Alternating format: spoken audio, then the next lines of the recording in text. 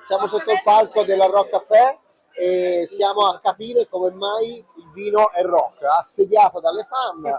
E quindi raccontaci come mai il vino è rock e quale dei tuoi vini è più rock.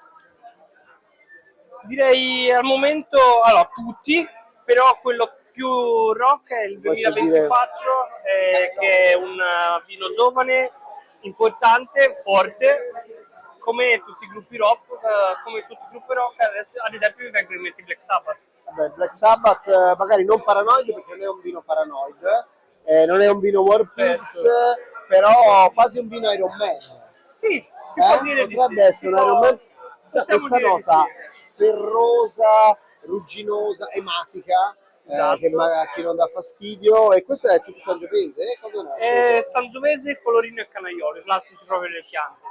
In percentuali maggiori sì, il Sangiovese. Beh, i Chianti ci erano comunque sempre rock, è comunque Sì, un vino esatto. giovane per i giovani, ma questo c'è anche una bella sfumatura sapida e rocciosa. Che può durare come il rock, anche in futuro. E il rock non muore mai. Esatto. Esatto. Grazie.